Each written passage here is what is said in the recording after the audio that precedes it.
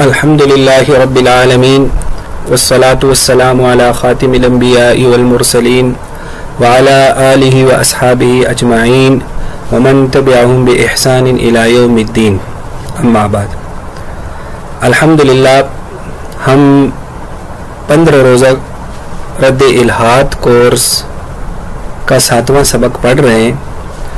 ہمارے تقریباً 8 سبق رہ گئے، تو مجھے امید ہے کہ آپ لوگوں نے پچھلے سارے اسباق غور سے سنے ہوں گے۔ انشاءاللہ اس سلسلے کے آخر میں آپ حضرات کو کچھ کتابیں بھی مہیا کی جائیں گی جو سافٹ فارم میں ہوں گی، اور اس کے ساتھ ساتھ یعنی جو مفید لنکس ہوں گے تو وہ بھی انشاءاللہ آپ کو دیں گے۔ آج ہمارے سبق کا عنوان ہے کہ مسلم معاشروں میں الحاد کے فروغ کے اسباب اور وجوہات۔ یعنی سوال یہ ہے کہ مسلم معاشرہ جہاں اور چیز ہو نہ ہو ایمانیات اور عقائد پر بڑا زور دیا جاتا ہے۔ ایک مسلمان بچہ جو ایک مسلمان گھرانے میں پیدا ہوتا ہے اور اس کے پیدا ہوتے ہی اس کے کانوں میں اذان دی جاتی ہے اور اسے اللہ اور رسول کی جو ایمان ہے اس پر ایمان لانا اس کی تعلیم دی جاتی ہے، وہ مسلمان بچہ ایک مسلم معاشرے میں رہتے ہوئے کیسے انکار خدا کی طرف چلا جاتا ہے۔ تو یہ ایک مسلم معاشروں کے لیے ایک چیلنج بھی ہے اور مسلم معاشروں کے لیے ایک سوال بھی ہے کہ اپنی نئی نسلوں کو الحاد سے بچائیں اور ان وجوہات اور اسباب کی کھوج لگائیں، ان کی جستجو کریں اور اس پر تحقیق کریں کہ ہماری نئی نسل ملحد کیوں بن رہی۔ ہم نے بھی اپنی جستجو کے ساتھ اور اس بارے میں کچھ تلاش کے ساتھ کچھ اسباب آپ کے سامنے پیش کیے، تو آپ لوگ بھی اس پر غور کریں اور کوشش کریں کہ ہمیں ان اسباب اور ان وجوہات کا تدارک کرنا چاہیے جن سے مسلم معاشرے میں الحاد پھیل رہا ہے۔ مسلم معاشروں میں الحاد کا جو سب سے پہلا اور سب سے بڑا سبب ہے وہ ہے مغرب کی فکری غلامی اور مغرب سے مروبیت۔ چونکہ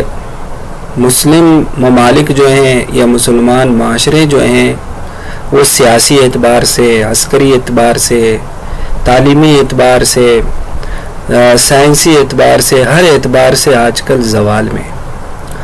اور مغرب جو ہے وہ ہر اعتبار سے آج کل عروج پر ہے۔ تو کچھ ان وجوہات کی بنیاد پر مسلم معاشروں میں مغرب سے مرعوبیت کی ایک فضا عام ہو گئی، اور وہ مرعوبیت صرف مغرب کی ظاہری ترقی سے نہیں ہے بلکہ مغرب نے جو افکار پیش کیے ان سے بھی ایک ذہنی مرعوبیت ہے۔ تو جب مغرب میں کوئی چیز تیار ہوتی ہے، مغربی معاشرے میں کوئی فکر تیار ہوتی ہے، تو مسلمان معاشرے اسے امپورٹ کرتے ہیں، اسے اپنے ہاتھ درآمد کرتے ہیں۔ اس کے درآمد کرنے کے اپنے کچھ راستے ہیں، وہ انشاءاللہ ہم آگے آپ کو بتائیں گے۔ تو یہ مغرب کی جو فکری غلامی ہے یہ الحاد کا بہت بڑا سبب ہے۔ تو ہمیں اس کا تدارک کرنا چاہیے، ہمیں اس بات پر کام کرنا چاہیے کہ جہاں مغرب کی خوبیاں ہی ہمارے سامنے ہیں، ہمیں ان خامیوں کو بھی سامنا لانا چاہیے کہ ان خوبیوں کے ساتھ ساتھ مغربی معاشرہ کتنے حد تک کتنی چیزوں میں زوال پذیر ہے، اور اس فکری غلامی کو حتی الامکان دور کرنے کی کوشش کرنی چاہیے۔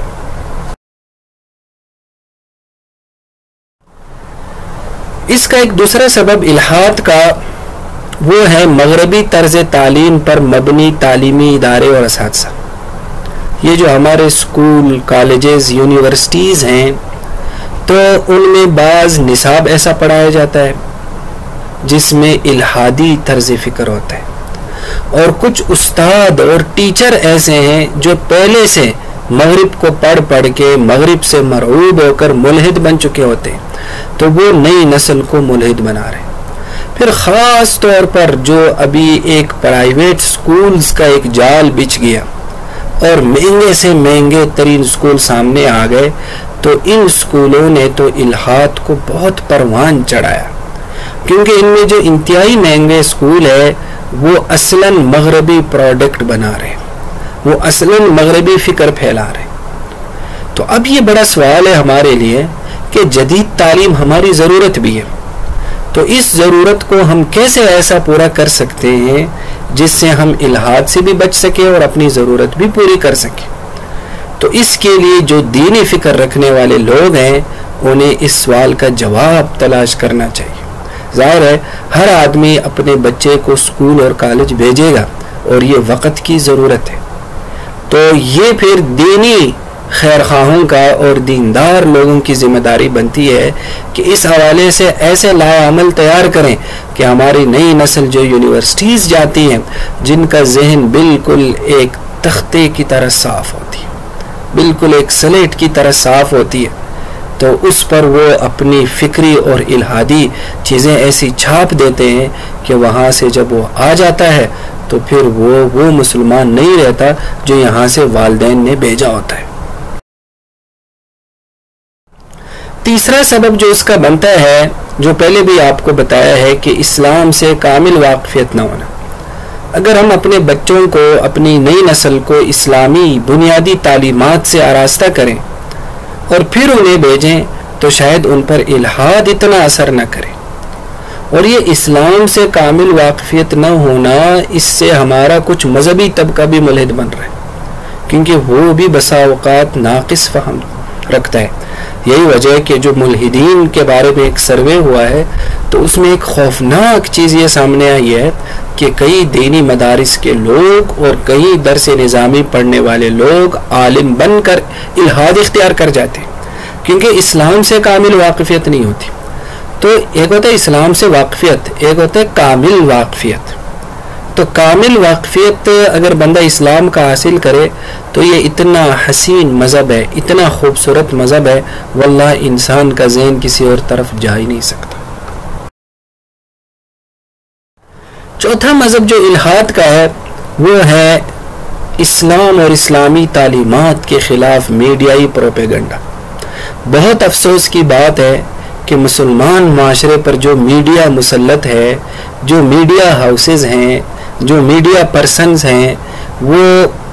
مغربی افکار کو، وہ خارجی افکار کو یہاں پروموٹ کر رہے ہیں، وہ خارجی افکار کو یہاں پھیلا رہے ہیں۔ اس میں ان کی اپنی کچھ مجبوریاں ہیں، انہیں پیسوں کی ضرورت ہوتی ہے، سرمایہ کی ضرورت ہوتی ہے،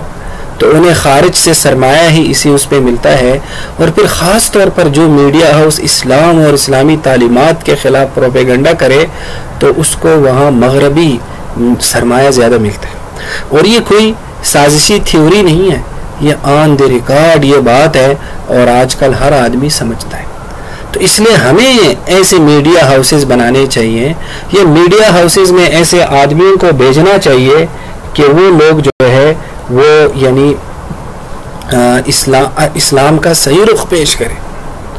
تو خیر یہ ایک مستقل لمبا موضوع ہے کہ میڈیا کے ذریعے کیسے غیر شعوری طور پر اسلام اور اسلامی تعلیمات کی بیخ کنی کی جا رہی ہے۔ تو یہ میڈیا بھی الہاد کو پھیلانے میں ایک اہم سبب ہے اور ایک اہم فیکٹر ہے۔ مسلمان معاشروں میں جو پانچواں سبب ہے الہاد کا، وہ ہے جو راسخ فی العلم علماء ہے، جن کا علم اور عمل مضبوط ہے، جو واقعی اولیاء اللہ ہے، ان سے رابطے نہیں ہیں۔ ان سے رابطے ایک تو اس وجہ سے نہیں ہے کہ ویسے ہی مذہبی طبقے سے ہماری نئی نسل بدگمان ہے، اور دوسرا اس وجہ سے بھی نہیں ہے کہ جو ہمارے راسخ فی العلم علماء ہیں وہ بھی گوشے میں بیٹھے ہوئے ہیں، وہ بھی رہنمائی نہیں کرتے، بلکہ وہ اپنی جگہ پر بیٹھ کر جو ان کے پاس آتا ہے اس کی رہنمائی کرتے ہیں۔ جس میں طلب نہیں ہوتی اس میں طلب پیدا نہیں کرتے۔ تو اس لیے اگر ایک مرتبہ یہ ہماری نئی نسل ان علماء سے جڑ جائیں اور ان علماء سے اسلام کو سنیں، اسلام کو پڑھیں، تو یہ کبھی بھی الہاد کا رخ اختیار نہ کرے۔ اس لیے ہمیں نئی نسل کو ایسے مضبوط علم والوں کے پاس بھیجنا چاہیے، ان سے رابطے بڑھانے چاہیے، انہیں اپنے گھروں میں بلانا چاہیے، ان کے پاس جانا چاہیے تاکہ ان کے پاس جا کر ان سے اسلام سیکھیں، ان سے اسلام کے حوالے سے جو اشکالات ہیں اس کے جوابات سیکھیں اور نئی نسل کو الحاد سے بچائیں۔ اور اس کا ایک چھٹا سبب ہے کہ مذہبی طبقہ جو ہے، جو راسخ فی العلم علماء ہے، وہ رہنمائی اس لیے بھی نہیں کر پاتے کہ وہ معاصر اصطلاحات اور زبان میں دین کی تفہیم نہیں کر سکتے۔ تو دین تو وہی ہے جو قرآن و سنت میں ہے، جو سلف الصالحین نے بتایا ہے،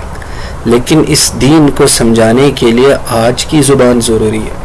اس دین کو سمجھانے کے لیے آج کی اصطلاحات، آج کے ٹرم ضروری ہے، آج کی مثالیں ضروری ہیں، تو پھر ہی یہ جو دین ہے یہ ہم نئی نسل کو سمجھا سکیں گے۔ اس کے لیے یہ ضروری ہے کہ آج کل کی جو رائج زبان ہے، انگریزی زبان ہے، اور آج کل کے حوالے سے جو رائج علوم و فنون ہیں، ہم ان کو دینی مدارس کے نصاب میں داخل کریں، یا ہم ایسے شارٹ کورسز، ایسے تخصصات کو رواج دے کہ دینی طبقہ اس سے واقف ہو جائے۔ تو آج کی زبان اور اصطلاحات میں اگر دین کو سمجھایا جائے تو کوئی بعید نہیں ہے کہ ہماری نئی نسل اس جو الحاد کا ایک ساتواں سبب اور بہت بڑا سبب جو آج کل کی خاص طور پر جو بالکل نئی جنریشن ہے، جو ابھی 15-20 سال اور 12-13 سال کی عمر میں ہے اور یہ بالکل نوجوان ہے، تو ان میں جو الحاد پھیل رہا ہے وہ سوشل میڈیا اور انٹرنیٹ کے ذریعے جو الحادی ویب سائٹس ہیں اور پیجز ہیں وہ پھیلا رہے ہیں۔ چونکہ سوشل میڈیا میں اور جو نیٹ پر جو ویب سائٹس ہے اس میں یہ سہولت مل جاتی ہے کہ آپ اپنا تعارف چھپا سکتے ہیں، تو اپنا تعارف چھپا کر آپ اپنی فکر پھیلا سکتے ہیں، تو اس لیے اکثر ملحدین یہی کام کرتے ہیں۔ اور یہ عین ممکن ہے کہ ہمارے اپنے محلے میں رہتے ہوئے کوئی بہت بڑا ملحد ہو اور وہ ہمارے ساتھ رہتا ہو، لیکن وہ نیٹ پر الحادی مواد پھیلا رہا، اپنی شناخت چھپا کر۔ اس لیے ہم اگر اپنی نئی نسل کو نیٹ سے نہیں بچا سکتے، ہم اسے سوشل میڈیا سے روک نہیں سکتے، تو انہیں اس بات کی خصوصی تعلیم دینی ہوگی کہ کسی بھی الحادی پیج کو نہ کھولیں، کسی بھی الحادی ویب سائٹس کو اس وقت تک نہ کھولیں جب تک کہ وہ اسلام کا فہم حاصل نہ کریں۔ اور اس کے لیے حکومت کی بھی ذمہ داری بنتی ہے کہ وہ نئی نسل کو بچانے کے لیے ایسے میڈیا، جو ایسے سوشل میڈیا پیجز ہیں اور ویب سائٹس ہیں، ان کو بلاک کر دے بالکل، تاکہ وہ اس کو نئی نسل اس کو پڑھ ہی نہ سکے، کیونکہ وہ ایسی غلط معلومات اور ایسے غلط بنیادوں پر مبنی اعتراضات کرتے ہیں جس سے ظاہر ہے ایک نئی نسل کا بچہ، ایک نوجوان بچے کے پاس کیا معلومات ہوتی ہے کہ وہ ان اعتراضات کا جواب دے سکے۔ جب ہم اعتراضات کا کچھ سیشن پڑھیں گے تو اس میں آپ کو بتائیں گے کہ دیکھو یہ اعتراضات کتنے بودے سے ہیں، لیکن نئی نسل اور اسلام سے ناواقف آدمی کے لیے وہ بہت بڑا اعتراض ہوتا ہے۔ تو اس لیے وہ پھر چونکہ ان کا ذہن وہ خالی ذہن ہوتے ہیں، ذہن خالی ہوتا ہے، اس لیے وہ شکوک و شبہات اس کے اندر پھیل جاتے ہیں۔ 8واں سبب جو ہے، جو الحاد کا سبب بن رہا ہے اور اسلام سے لوگوں کی بیزاری کا سبب بن رہا ہے، وہ ہے مسلم معاشروں میں بڑھتا ہوا تشدد اور انتہا پسندی۔ ہمارے مسلم معاشروں میں کچھ وجوہ سے خارجیت کی فکر پھیل رہی ہے۔ خارجیت اور تشدد، انتہا پسندی یعنی بات کے اختلاف سے کفر کا فتویٰ جاری کرنا، کسی کو مارنا، اسلام کا نام لے کر دھماکے کرنا اور اسلام کا نام لے کر معصوم لوگوں کو مارنا، اس سے بھی نئی نسل اسلام سے متنفر ہو گئی، اور وہ یہ سمجھتی ہے کہ اگر یہی اسلام ہے تو ہمیں اس اسلام کی ضرورت نہیں، تو ہمیں مل کر اس تشدد اور انتہا پسندی کو شکست دینا ہوگی، ورنہ یہ ہماری نئی نسل کو خود بخود الحاد کی طرف لے جائے گا۔ اور ہمیں نئی نسل کو اسلام کا وہ حسین چہرہ بتانا ہوگا کہ اسلام کتنا حسین دین ہے، اور وہ اپنے مخالفین کے ساتھ کتنا احترام اور کتنے یعنی اصول کے ساتھ مخالفت کے اصول دیتا ہے۔ اگر وہ لڑائی کا حکم دیتا بھی ہے تو لڑائی کے کتنے باریک سے باریک باتیں بتاتا ہے، تاکہ اس میں کوئی بے گناہ نہ آ سکے۔ تو اس لیے یہ تشدد اور انتہا پسندی یہ جو اسلام کا نام لے کر رہے ہیں، یہ لوگوں کو اسلام سے متنفر کر رہے ہیں۔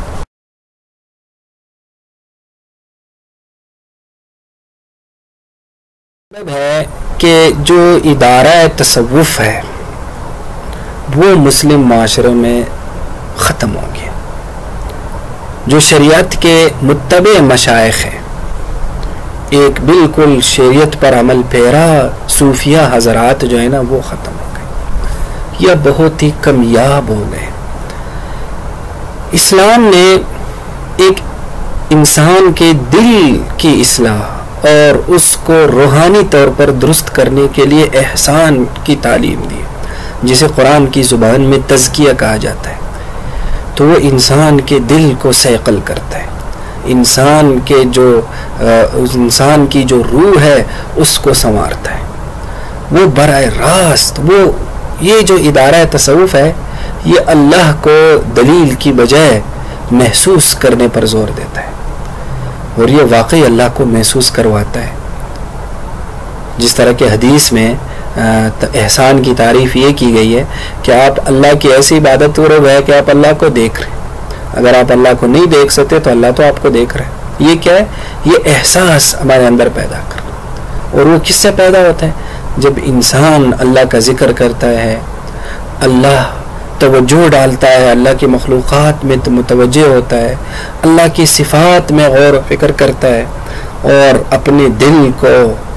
ذکر الہی سے آراستہ کرتا ہے، تو پھر اس انسان پر اللہ تعالیٰ ایک جو خاص انعام فرماتے ہیں، وہ اپنا شعوری احساس، کہ انسان اپنے وجدان میں اللہ کو محسوس کرتا ہے۔